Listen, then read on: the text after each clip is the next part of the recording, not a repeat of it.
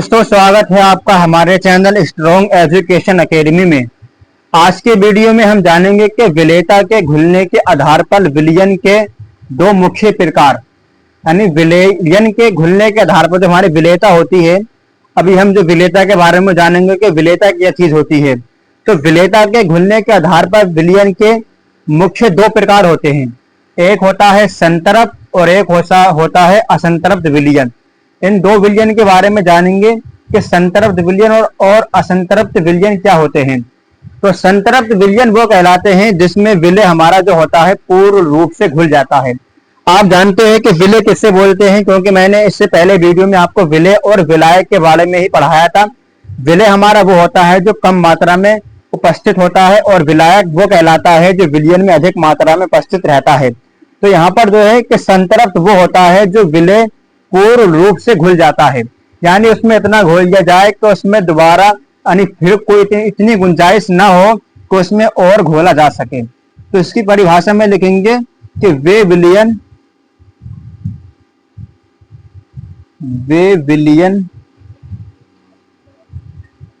जिसमें विलय वे विलयन जिसमें विलय पूर्ण रूप से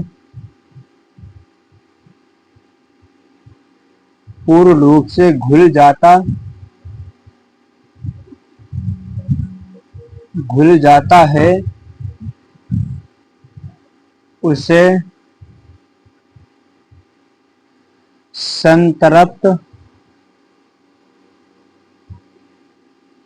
उसे संतरप्त विलयन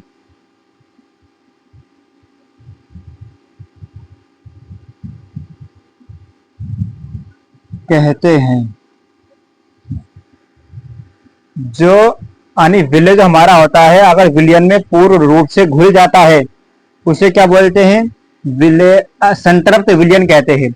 और असंतृप्त विलयन इसका अपोजिट है, उल्टा, यानी वे विलयन जिसमें विलय पूर्ण रूप से नहीं घुलता है, यानी आप उसमें इतना विलय घोले कि उसके बाद गुंजाइश हो कि उसमें दोबारा घोला जा सके। आप फॉर एग्जाम्पल मानकर चले, यहाँ पर एक बेकर है, बर्तन लिया मैंने, इसमें जल है, यहां तक मान के चले जल भरा हुआ है H2O। और यहां पर मैं आपसे कहूं कि आप इसमें 100 ग्राम चीनी घोले। 1 लीटर हमारे पास जल है, आप इसमें 100 ग्राम चीनी घोले, तो आप इसमें आसानी से 100 ग्राम चीनी घोल देंगे। आप जो है इसमें आसानी से 100 ग्राम चीनी घोल सकते हैं। और 100 ग्राम चीनी घोलने के बाद आप इसमें, अगर मैं आपसे और कहूं कि आप इसमें 100 ग्राम चीनी और घोल दें, तब भी आप इसमें 100 ग्राम चीनी घोल सकते हैं। ये होता है हमारा असंतरप्त। अगर मैं इसमें 1 लीटर पानी में मैं अगर आपसे बोलूं कि 2 kg चीनी घोले, आप 2 kg चीनी आप घोल सकते हैं? आप कहेंगे नहीं घोली जा सकती, क्योंकि 2 kg जो चीनी है वो ज्यादा है 1 लीटर पानी से। 1 लीटर पानी इतनी 2 kg चीनी को अपने अंदर नहीं समा सकता। जब ये नहीं समा सकता है तो यही जो हमारा होता है संतरप्त होता है। इसका एक तरीका है कि अगर 2 kg चीनी को 1 लीटर पानी में आप घोलना चाहें तो आप जो है इस पानी के ताप को बढ़ाना पड़ेगा, यानी पानी को आपको गर्म करना पड़ेगा। जब ये पानी गर्म हो जाएगा तो आप इसमें आसानी से 2 kg चीनी को घोल सकते हैं। जैसा कि आपने देखा होगा कि होटल पे यानी जो रसगुल्ले बनाए जाते हैं, जलेबी होती है, वो इसी कॉन्सेप्ट को यूज करते हैं। यानी पहले पानी को वो गर्म करते हैं, जब पानी गर्म हो जाता है तो इसमें चीनी डाल दी जाती है, जो उससे चाशनी बनती है। फिर उसमें जलेबी को डुबो दिया जाता है कि जो जलेबी मीठी हो जाती है। तो वहां पर जो है इसी कॉन्सेप्ट का यूज होता है कि वहां पर जो है पानी को गर्म किया जाता है चाशनी बनाने के लिए, ताकि उसमें ज्यादा से ज्यादा चीनी घोली जा सके। तो असंतरप्त में क्या लिखेंगे कि वे विलयन जिसमें विलय पूर्ण रूप से नहीं घुलता है उससे असंतरप्त विलयन कहते हैं। तो वे विलयन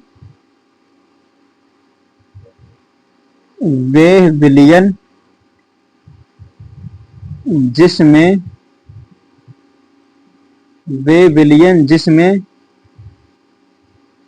विलय पूर्ण रूप से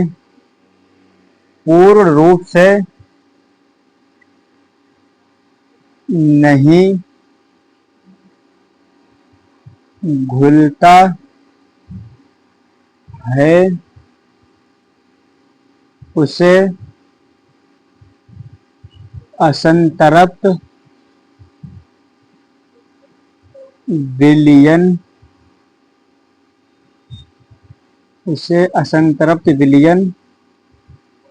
कहते हैं। ये हमारी संतृप्त और असंतृप्त विलयन की परिभाषा हो गई।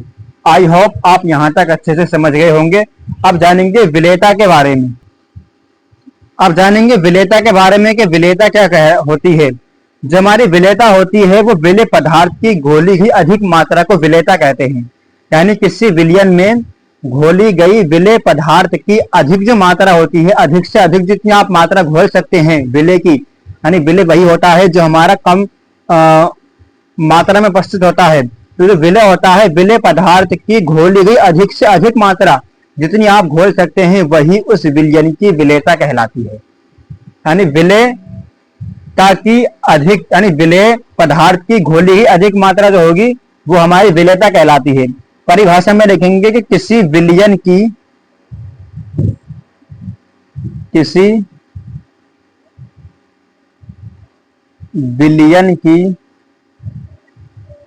या किसी विलयन में विलेय पदार्थ की घोली गई विलेय पदार्थ की घोली गई अधिक मात्रा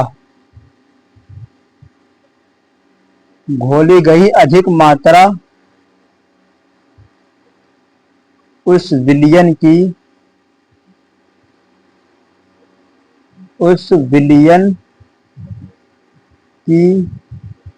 विलेयता कहलाती है। विलेयता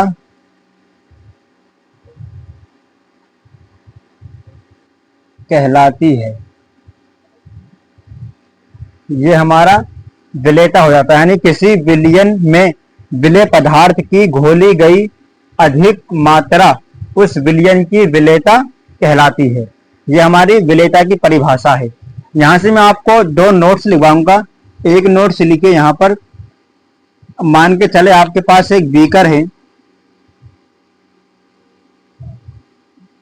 आपके पास एक बीकर है, ये इसमें आपका H2O है, यानी आपका इसमें जल भरा हुआ है। और जल क्या होता है? हमारा द्रव। जल हमारा द्रव है। अगर इसमें मैं चीनी घोल देता हूं, चीनी जो कि ठोस है, अभी मैंने बताया था आपको कि अगर हमें द्रव में, यानी अगर हमें पानी में ज्यादा से ज्यादा चीनी घोलनी है तो हमें क्या करना पड़ेगा? पानी का हमें ताप बढ़ाना पड़ेगा। यानी पानी को हम गर्म करेंगे तो जो है चीनी उसमें आसानी से हम ज्यादा से ज्यादा घोल सकते हैं अधिक मात्रा में। तो जो हमारा H2 है, जल जो कि द्रव है, पानी द्रव तो होता है लिक्विड, और जो चीनी है वो हमारी ठोस है। तो यहां से मैं एक नोट्स ये बनेगा कि यहां से एक नोट्स में लिखेंगे तापमान बढ़ाने पर,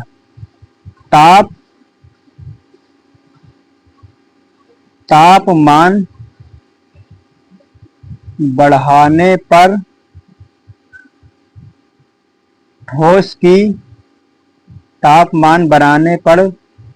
ठोस की द्रव में विलेयता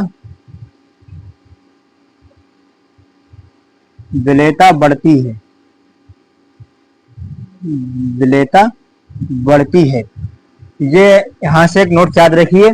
यानी अगर हमें द्रव में किसी ठोस चीज को मिलाना है तो ठोस चीज को अधिक मात्रा में मिलाने के लिए पहले हमें द्रव का जो पानी हमारा होगा H2O, उसका द्रव को अधिक ताप पर रखना होगा। जब उसका तापमान बढ़ा देंगे तो ठोस की, यानी जो भी हमारी ठोस चीज होगी उसकी द्रव में विलेयता बढ़ जाएगी। आप उसमें अधिक से अधिक मात्रा में घोल सकते हैं। दूसरा पॉइंट यहां से आप लिखेंगे, अगर मैं एक बीकर होल लेता हूं,